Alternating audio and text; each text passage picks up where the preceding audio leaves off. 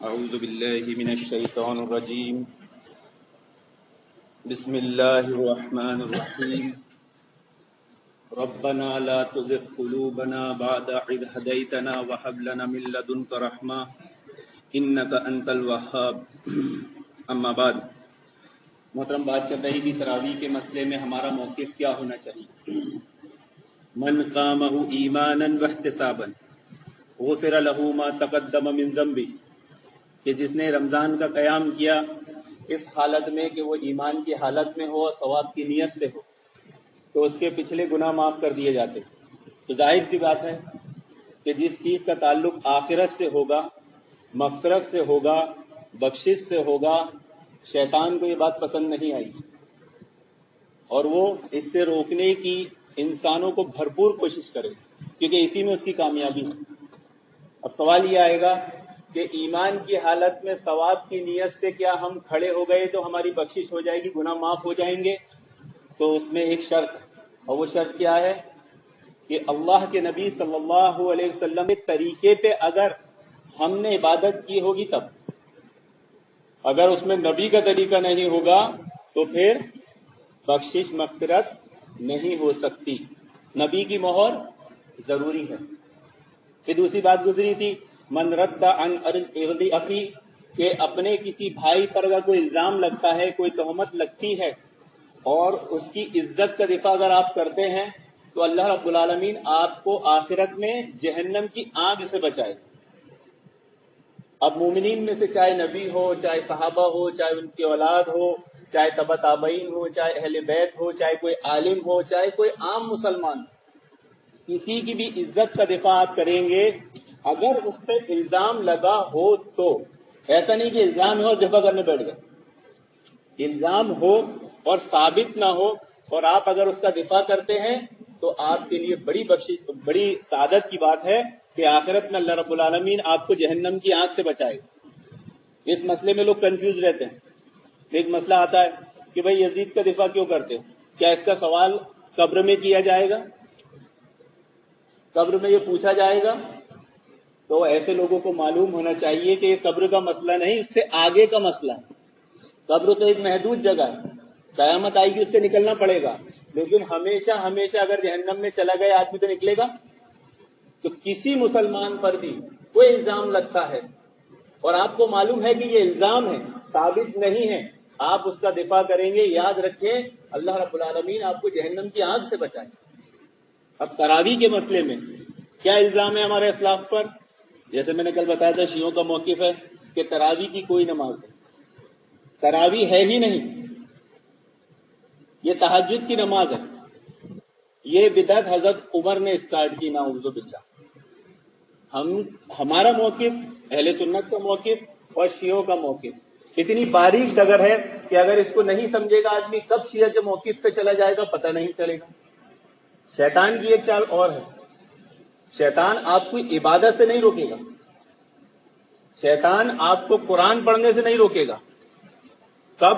جب اسے پتا ہے کہ اسے ہدایت مل گئی، یہ مسجد میں آنے لگ گیا۔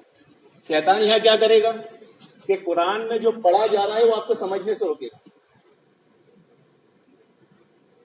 اور آپ جو نماز عبادتیں کر رہے ہو ان کے مسائل جاننے سے روکے گا۔ اس لیے آپ امت کی ایک بڑی تعداد کو دیکھیں گے جو قرآن پڑھتی ہے سمجھتی نہیں، نماز پڑھتی ہے اس کو دلیل نہیں معلوم، کئی عمل کر رہے اس کی دلیل کیا ہے۔ بعض لوگ عبادت کر رہے ہیں، ان کی عبادت ایسی ہو رہی ہے جو بدعت سے شروع ہو رہی ہے تو ختم ہی بدعت پہ ہو۔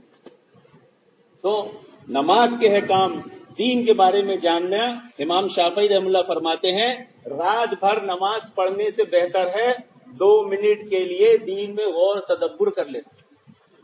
اب ہم جو عبادت کر رہے ہیں ہمارے پاس اس کی کیا دلیل ہے؟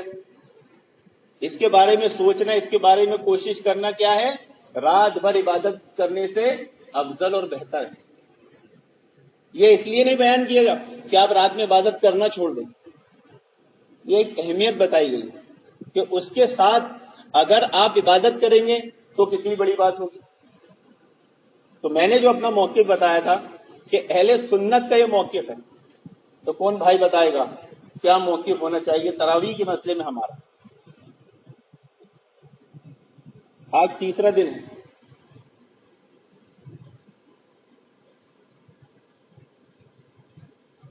موقف اگر آپ اختیار نہیں کریں گے، آپ اس مسئلے میں خود الجھے رہیں گے اور آپ کو کوئی بھی الجھا دے گا. اور صرف یہ موقف ہم کو نہیں معلوم، ہمارے مخالفین کو بھی معلوم نہیں ہوتا، اس لیے وہ ہم پر دھڑا دھڑ دلائل جڑتے رہتے ہیں. اور یہ موقف اگر آپ کو معلوم ہوگا، یہ بحث میں کوئی بھی دلیل آپ کے پاس آئے آپ کو 2 منٹ میں سمجھ میں آ جائے گی. کیا تھا موقف؟ 8 رکعت تراویح سنت ہے، اس کے بعد جتنی پڑھی جائے 12 16 20 24 26 40 کوئی 100 پڑھے تو یہ کیا ہے؟ نفل اور مستحب. ہم اس کو غلط نہیں کہتے، لیکن کوئی ہماری 8 کو غلط کہے گا تو پھر ہم اس کو چھوڑیں گے نہیں، اس کو بتائیں گے تیری چیز کیا ہے. مقلدین اس میں کیا کرتے ہیں؟ شدت اختیار کرتے ہیں کہ ایک تو 8 کو غلط کہتے ہیں اور دوسرے اپنی 20 کو سنت بنا دیتے ہیں، جو کہ سنت نہیں ہے. سنت نہیں ہے، وہ اس کو سنت بناتے ہیں تو کیا ہو جاتی ہے؟ بدعت. آپ سوچ رہے ہیں کہ جب 8 صحیح ہے، 8 کے بعد 12 صحیح ہے، 16 صحیح ہے، 20 صحیح ہے، اتنے دن کی گفتگو میں، تو پھر ہم کیوں نہیں پڑھتے؟ ہم کیوں نہیں پڑھتے؟ پھر میں نے کل مسئلہ بتایا تھا کہ افضل چیز کو چھوڑ کر غیر افضل کی طرف نہیں جایا جاتا. افضل کون سا طریقہ ہے؟ 8. غیر افضل کون سا ہے؟ امتیوں کا طریقہ 12 16 20 24 26. اب کیا امتیوں کا طریقہ؟ بات وہی آئے گی کہ بھائی آپ نے دفاع تو کا جو بیڑا اٹھایا ہے تو اس پہ تو الزام جا رہا ہے تبع تابعین پر کہ انہوں نے 12 پڑھی، انہوں نے 16 پڑھی، انہوں نے 20 پڑھی، 40 پڑھی. تو کیا انہیں نہیں معلوم تھا کہ سنت کتنی ہے اور مستحب کتنی ہے؟ جیسے امام شافعی کا قول گزرا تھا کہ میرے زمانے میں مکہ والے 20 پڑھتے تھے. تو کوئی یہ نہ سمجھے کہ مکہ والے 20 پڑھتے تھے تو نبی کے زمانے سے 20 آ رہی تھی. نبی اور صحابہ کے بعد لوگوں نے اس کو اختیار کیا. کیوں؟ کیونکہ اس میں اجازت ہے. کیوں؟ کیونکہ مشقت سے بچنے سے اللہ کے نبی نے منع فرمایا. عبادت کے تعلق سے مشقت سے بچا جائے گا. مثال کے طور پہ ہم عشاء کے بعد تراویح کیوں پڑھتے ہیں؟ کون بھائی بتائے گا؟ تراویح کی نماز، تہجد کی نماز نبی سے جو ثابت ہے وہ کب ثابت ہے؟ آدھی رات کو. لیکن ہم عشاء کے بعد پڑھ رہے ہیں. کیوں؟ اس پر امت نے اتفاق کیا. بچے ہیں، عورتیں ہیں، بوڑھے ہیں، کام دھندے والے ہیں. اگر 1 بجے رات میں تراویح کی نماز پڑھی جائے گی تو پورا مہینہ اتنی بھیڑ رہ سکتی ہے. تو مشقت سے بچنے کے لیے اس کو کب کیا گیا؟ عشاء بعد. تو کیا عشاء بعد ٹائم نہیں ہے؟ نہیں، ٹائم ہے. ٹائم سے ہٹ کے نہیں کیا گیا. حضرت عائشہ فرماتی ہے کہ اللہ کے نبی رات کا قیام عشاء سے لے کے فجر تک کرتے. یہ دلیل معلوم ہونا چاہیے. عشاء سے لے کے فجر تک. اب اللہ کے نبی صلی اللہ علیہ وسلم نے 3 دن تراویح پڑھی. تو کوئی بھائی بتائے گا کب پڑھی؟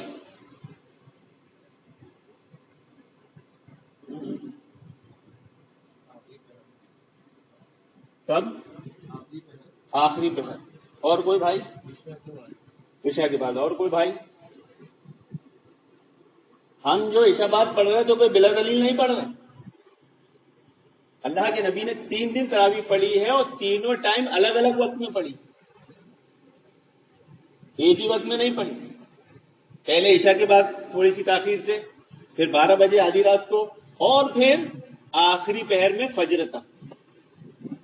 یہ امت کو عمل کر کے بتا دیا کہ ان اوقات میں تم اپنی عبادت کر سکتے ہو، کیونکہ نفل عبادت. کون سی عبادت ہے؟ فرائض کے اوقات چینج نہیں ہوتے، فرائض کی کیفیت چینج نہیں ہوتی. جو ٹائم پر ہے فجر فجر میں ہی پڑھنا ہے، ظہر ظہر میں ہی پڑھنا ہے، عصر عصر میں ہی پڑھنا ہے، اور اول وقت میں پڑھنا ہے. لیکن نوافل کے تعلق سے آپ کو استطاعت دی گئی ہے، چاہو تو کیا ہے؟ پڑھو. چاہو تو پڑھو، نہیں تو مت چھوڑو. اب تراویح کی نماز اگر کوئی چھوڑ دے تو کیا نقصان ہے؟ تراویح کی نماز کوئی بندہ نہ پڑھے تو کیا گناہ ہے، کیا نقصان ہے؟ کوئی بتائے گا؟ اور کوئی بھائی؟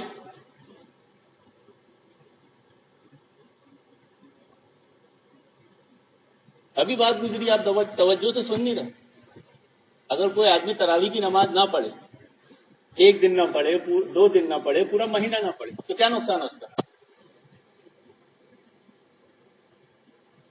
اس کا موقف ہی یہی ہے نا کہ جس نے ایمان کی حالت میں ثواب کی نیت سے رات کا قیام کیا، اس کے کیا ہو رہا ہے؟ گناہ معاف ہے، بخشش ہو رہی ہے نا، تو بخشش سے محروم ہوگا نا. تو یہی آگے ٹھوکر لگی کن کو؟ مقلدین کو، کہ بھائی تہجد اور تراویح کی نماز کیا ہے؟ الگ ہے، ایک ہی نماز ہے. تہجد کا نام ہی تراویح ہے. وہ کیا سمجھتے ہیں؟ دیکھو تہجد آدھی رات کو پڑھی جاتی ہے، شب پڑھی جاتی ہے، تو الگ الگ ہوئی. نہیں، الگ نہیں. تہجد آدمی پڑھتا ہے نہیں پڑھتا ہے. بعض لوگ ایسے ہوں گے سال بھر تہجد نہیں پڑھے ہوں گے، لیکن وہ تراویح پابندی سے پڑھا، تو کیا سمجھ رہے ہیں کہ تہجد کی نماز الگ، تراویح کی الگ. تہجد کی نماز کی فضیلت اپنی جگہ ہے، تراویح کی ایک خاص فضیلت ہے. اور وہ کیا؟ ایمان کی حالت میں ثواب کی نیت سے اگر اس نے رمضان کا قیام کر لیا تو کیا ہوا؟ اس کے گناہ معاف ہو گئے. تہجد پہ فضیلت ہے. تو اس فضیلت کو پانے کے لیے ہم نے اس کا اہتمام کیا، اور اس کے اہتمام کو آدھی رات سے صحابہ نے، اسلاف کے صحابہ نے نہیں دیکھے، اسلاف نے اس کو اشاعت کیا. حضرت عمر کی حدیث ہے سنن ترمذی کی کہ وہ وقت جس میں تم سوتے رہتے ہو افضل ہے اس وقت سے جس میں تم عبادت کرتے ہو. تو یہ بات معلوم ہونا چاہیے کہ امت نے حضرت عمر کے زمانے میں اس نماز کو عشاء بعد پڑھا، تو کیا حضرت عمر نے پڑھا؟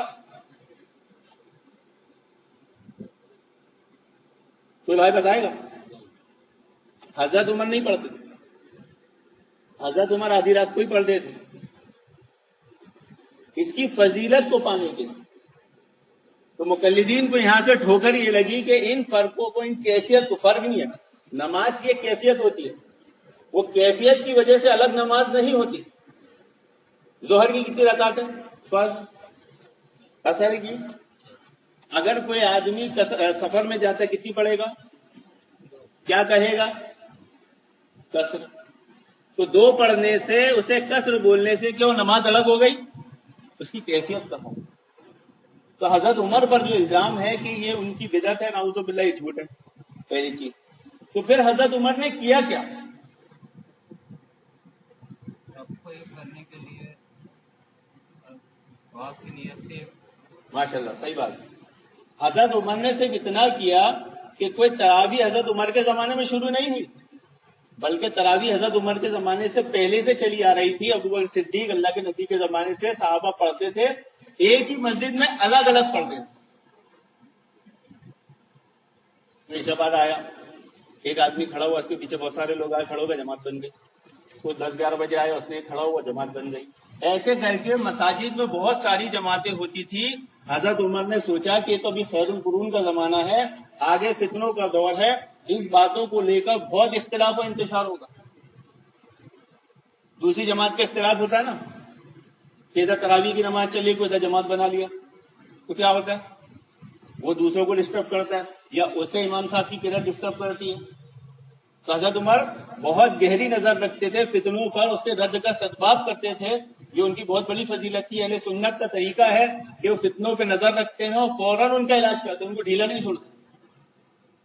تو حضرت عمر نے بس اتنا کیا کہ جو لوگ الگ الگ نماز پڑھتے تھے ان کو ایک مصلی پہ لا کے کھڑا کر. تو یہ عمل کرنا کوئی غلط بات ہے؟ یہ کوئی بدعت ہے؟ نہیں. امید کرتا ہوں اب آپ کو بات سمجھ میں آئے گی. اللہ رب العالمین سے دعا کہ اللہ رب العالمین ہمیں دین سمجھنے سیکھنے کی توفیق عطا فرمائے. آمین یا رب العالمین. وآخر دعوانا الحمدللہ رب العالمین.